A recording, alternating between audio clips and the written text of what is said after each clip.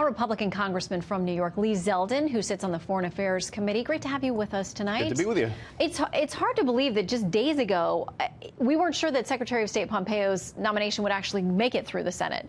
And look where we are now. Talking about hitting the ground running. Yeah.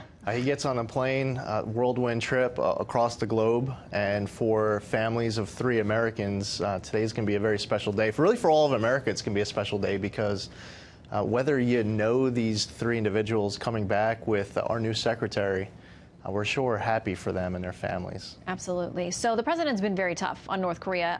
There's a debate about whether or not that brought them to the table.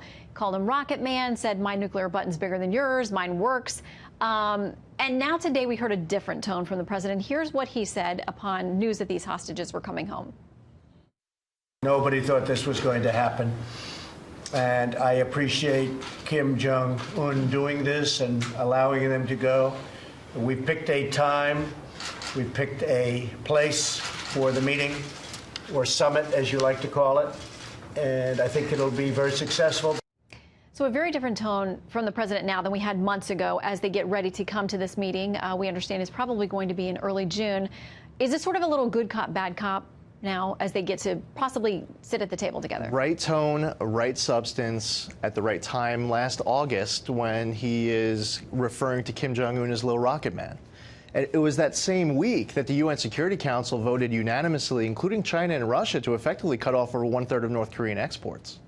And over the course of 2017, with a maximum pressure strategy, trying to get China, South Korea, working together with Japan and other nations to try to get everyone on the same page to apply that pressure to North Korea, leads to this moment.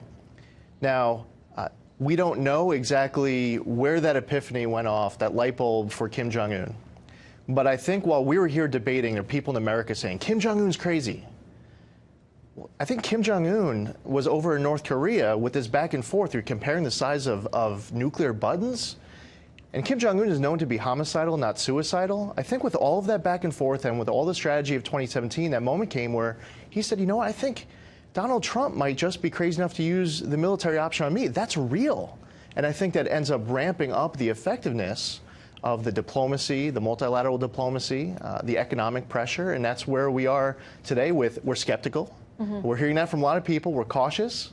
We need to keep up the maximum pressure strategy, but we're also seeing that there might be a real opportunity here to actually denuclearize the Korean Peninsula. It's exciting. So what do you say to those critics who say, listen, the whole time that he was making these threats, talking tough on Twitter, they were still testing weapons, they were testing the ballistic missiles, all those things were happening, and then suddenly they start behaving, and they want to reach out to people in the region and to the U.S. as well. Some are wondering whether they're pivoting now because they need the economic help, and they've already secured what they think they need for the weapons. Interesting that this 4-star general who has met with Secretary Pompeo, his name is Kim Jong-chol. General Kim saying this: we have perfected our nuclear capability. It is our policy to concentrate all efforts into economic progress in country. So does that mean they think they have what they need in order to be a military, possibly nuclear threat, and that's why they're behaving now? Because they say, we've got that in the can, now we need to clean up the starvation and everything else that's happening because of the sanctions? Well, first off, North Korea is the toughest country in the entire globe to collect intelligence on. So there's a little bit of speculation here, but we're not aware, as far as I know, of North Korea developing the ability for their nuclear warhead to survive re-entry. There's some domestic politics to be played. You see it with some of the messaging and speaking to the people around Kim Jong-un, speaking to the North Koreans, wanting to sound like you're approaching this whole process with strength. But economically, we know that North Korea is in a really bad place. We've seen it with their people. But there's a reality that North Korea may be coming to the table because they've done the math, they've run the numbers. The current strategy, the path just doesn't work for their nation. So the people who are talking about the economic reality for the North Koreans, I think that might be the winning argument in trying to guess exactly what caused that epiphany for Kim Jong-un. I don't believe that they have the ability to actually have that nuclear warhead survive re-entry. But again, with the toughest country on the entire globe to collect intel on, we don't know for sure.